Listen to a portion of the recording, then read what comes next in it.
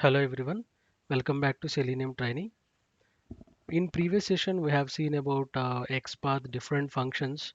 In today's session we are going to see about access methods that are used in XPath. So these are very important in automation to inspect your elements for a tables for few when you have lot of data on a web page. It helps to use this following sibling preceding on all these things to identify all the data in a organized way. So we have divided our XPath sessions into three parts. One is basic part and functions related. We have already discussed those in the previous sessions. If you haven't seen that videos, you can go to my playlist and you can watch in an order.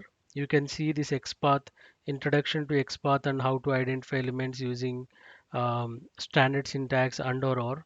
And this one is to identify elements using contains, starts with, ends with. So this is part one, this is part two. And today we are going to see part three, which is nothing but an access methods. So these are pretty much important. So do practice well, and this is going to be very helpful for your automation. So in order to give demo on this, I just chose one of the websites which is called rediff.com, where you can see different companies trades. Okay, let's take this as an example because it's a table and which contains different rows and columns and their respective prices and share percentage and all those. So this will be very helpful for us to do some exercise on this to get some hands-on XPath. We are not going to execute or we are not going to get the values and print it in our program, but we are now concentrating on to identify the elements. So programming part is easy. We can do it in the upcoming sessions, but now the most priority that we give is to identify the elements. Once you learn and get good hands-on experience on identifying the elements, for you it is very easy to get the values into the program and use it as per our business logic, right? Now let us discuss one by one. There are 8 types of access methods in XPath. One is following sibling, preceding sibling, child, parent, descendants, ancestors.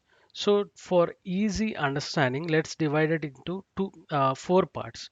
So we have 8. So let's divide it into two parts each so that we have four parts. Okay. So I already have put the XPath here so that we can discuss it in organized manner. So this is one block. I'll be giving these programs to you in the description box for your practice. You can use those. Okay, so let me comment this. Okay, so now we have four parts. First one is following and preceding. So try to learn the syntax. In previous session we have already seen how to use the standard syntax. So standard syntax is slash slash double slash tag name attribute value. Okay, so this is the standard syntax that you have, right? So after this standard syntax, you are going to use all these access methods. Okay, so let's see how do we do that. So let us go and inspect this element first, and let's press Ctrl F so that you will have a text box here to write your own XPath, right? Now, so I have a text called Vodafone Idea, right? So now how do I get that value? If you see here, it's in A tag, reference tag, right? So slash slash A, and you write contains, okay, text is equal to. So let's copy this.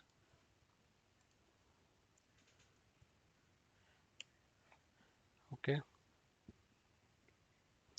text.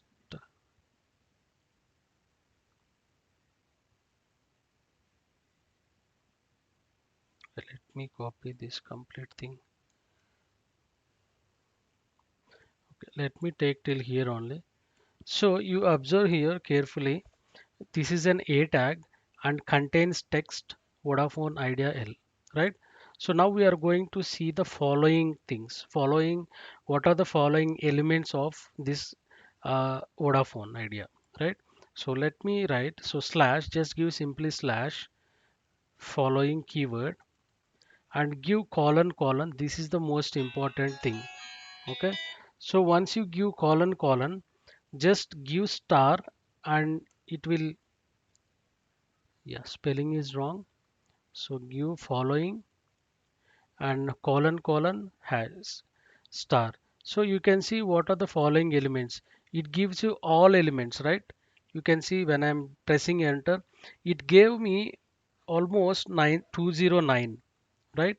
209, and I don't need all those elements, right? It will give all the elements which are following in the complete page, right? Instead of star, choose the TD value, because all the values which are existing here, if you observe, are a TD, in a TD tag, test data tag, right? So just give TD. So if you give TD only, you got 29 elements. Observe these 29 elements. Okay, you have basic things as well, but you can see only TD. If you want TD of 1, you'll get 1. Okay, if you give TD of 2, you will get one other value, which is percentage change. And if you give TD of 3, okay, you will get the value. So when this scenario is used basically, so if you want to get all the values corresponding to Vodafone Idea and their respective values in the table, then you'll be using this following keyword. Okay, now let's see preceding. Okay, let me give the word preceding here instead of following. So preceding. So let us give star first and see what elements. If you observe here, preceding will take all the preceding values till the HTML tag, till the root tag. Okay, but I don't need all those. Let me take only TR. See, if I just give TR, that means this complete row is coming. So this is a TR tag, this is a TR tag, these are all TRs. TR is nothing but a row, table row, and TD is nothing but a value. You can look at the structure, table, T head, TR, okay, T body, TD, TR, everything, right? Now I got the value. So when you will be using this, you will be using this whenever you want to get the uh, column headers, right? You can, by using this XPath, you can get the column headers also. For example, if I give this one, I want to find who is above this Suzlon Energy Limited. Who is above Suzlon Energy Limited? See, if I press enter, it gave me one row. That is Vodafone. That means I will know that before me Vodafone is the one. It is higher than something like that. You can guess some names, right? And also if you observe, you are getting header also, but I don't need header. I need only one company which is above me, right? Then I'll give only TR of 1. See, observe, I got only one row. Then you can print those values or you can get those values. That we will see later how to get those values under. But identification is more important role you have to play here, right? Now we are done with following. We are done with preceding. Now let's see. We are done with two parts, right? These two are done. Okay. Now let's see following sibling and preceding sibling. Okay, so I already have one XPath. I'll show you how it behaves. So let me copy it here, and yeah, observe carefully. I gave Suzlon Energy Limited and parent. You can take parent also. Let me give parent first. So when you give parent of this tag, it's giving TD tag as a parent, right? So if I want to see the following siblings, you can see following sibling colon colon TD. So you observe, you are getting only values of uh, Suzlon Energy Limited. So earlier when we used following, it gave us all the values, right? But here, if you observe, following sibling is giving me only the row, only the siblings of Sislon Energy Limited. We are not getting everything. You can see here 2 of 3. That means we got all these 3 columns. So when we'll use this following sibling is if you have an key column row, sorry, key column value, and you want to get all the values corresponding to that key name, then you will be using this following sibling. Okay, it's pretty much easy, same syntax you will be using, but the most important thing that you need to remember is instead of star here, you have to use the tag name. So you already know these all will be in a TD tag. So I'm using a TD tag. So how do you know that it is a TD tag? Just you have to inspect that particular element and find out which tag it comes under, and then you have to use that respective tag here. Okay, this is about following sibling. Okay, now let's see what is this preceding sibling. So I'll copy the XPath which I have. See, so when I press enter, it's giving me all the values, preceding values of 1019050661. That means when you use these scenarios, for example, say we have a column volume, right? And I want to identify element which is greater than some value, and I wanted to get that respective preceding sibling values. That means, say for example, this is the highest one, right? So I want to get the highest company name, or I want to get the highest company's current price and current percentage change. I want to get that. So then when you have this, when you will identify this element, and then you will give sibling, and then you will get the preceding values. So following sibling will give the values which are siblings right to that, but this preceding sibling will give all the preceding siblings of the node that we selected, right? That's the only difference between following sibling and preceding sibling. That's it. Nothing, no, there is no difference. Post and pre tags. Okay. Now we are done with preceding sibling as well. Now let's see what is this parent and child. So it's the same syntax for everything. You have to just use that particular keyword and then the tag name. Okay. So let me take this. Yeah, you can observe here. I have taken 190506661 and I have put it as text. This is my root element I am trying to take, and I'm trying to find out the parent of it.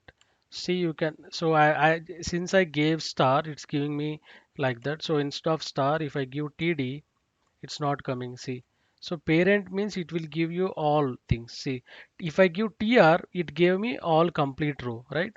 So if I give star also, it is giving me all complete row. If I give TR also, it's giving all. That means, remember, parent means it takes all the values in that particular row. That's the only difference, right? Now let's see what is this child about. So you can see uh, generally you don't get if you write here child, you'll not get it. That's the reason I took one particular row.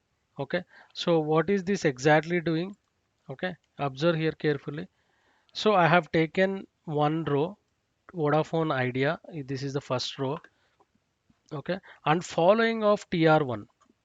That means I want all the child elements of the next row of Vodafone, right? That means see TR of 1, it gave me the next row and childs of all that next row. So if I give TR of 2 here, see, observe carefully. If I give TR of 2, that means Tata Motors, right? So and it's giving me all childs of Tata Motors. Observe carefully. Okay, this when you use this scenario, if you want to find who is, example, I'm just giving you an example. If you want to find who is below the Vodafone Idea and all the elements, all the childs of that, then you will use this kind of key, this access methods called child. Okay, child nothing but you are getting the childs of respective items. Okay. Next, we are done with parent child. So far we have seen following and preceding, following sibling and preceding sibling, and parent and child. Okay, now we are going to see this ancestors and descendants. So this is pretty much easy. You can look at the syntaxes, ancestor, descendant. Okay, same syntax we are using everywhere, right? So let me copy this. Look at this. If I give, I just only selected 190506661 and I gave slash and ancestor star. So it's giving me everything. Observe carefully. It's giving me ancestor means it's giving me all the complete row, and if I give star, it is selecting all the page. Remember, see, but if we give following and star, it will not select everything, right? Observe. See, it's selecting only few items, not all. But if you give ancestor, it's going to select all the complete page itself, right? See, it gives all complete page elements. So that if you want to find, if you want to get all the elements of ancestors, then you can use this. So here you can see the complete table is getting inspected. Okay, see, you can see, and you can even if you give square brackets here, and if you give of 3, then you will get only that particular table. It's not 3 4. So this is the index concept. I hope you remember, which we discussed in previous session. See, if I give 5, it's giving me only table. That way I can read, yeah, I can find how many tables are there at that point, right? So this is about ancestor. Let's see the descendant now. So if you observe the descendants, see, I have just given Vodafone. It's like a child only, but it will identify whatever we have given. See, I have taken Vodafone Idea L, and I'm trying to find the following row of Vodafone and all the descendants, right? So, see, all the descendants, it's coming all the descendants, right? But if we give here tr of 1 and that respective descendants, see, it will give me only tr. So it's similar to child actually. You have to remember. See, for example, if I give you child here, okay, it's giving me same, right? So it's like that. So descendant, okay, spelling. Okay, so child and descendant is giving the same, but how you use that is important. See, for child, what we did, we used following. For descendant also we use. You can mix and match all these combinations, and you can write your own XPath. So basically, these XPaths axes are most important when you are working with web tables. Okay, in later upcoming sessions, we will see how to identify these elements and store it into an list, and how to print them, how to store it, how to store all these values exactly like this into an Excel. Okay, we will see that in upcoming sessions when we deal with how to store data into Excel and how to get data from Excel. When we see that concept, we will be using this axis and we will store our data and get the values. Okay, so this is very much important. Just do some practice. I'll be giving this URL and the code as well, or for some practice XPaths here, so that you can use it for your practice purpose. Okay, so that's all for now, and just keep watching the previous videos if you haven't. This in an order. You can watch identifying elements using all types. So I have given the numbers as well here. You can look at the numbers and watch in order, so that it will help you to learn in an organized way. Okay, so that's all for now, and keep practicing, keep learning. Thank you, and have a nice day.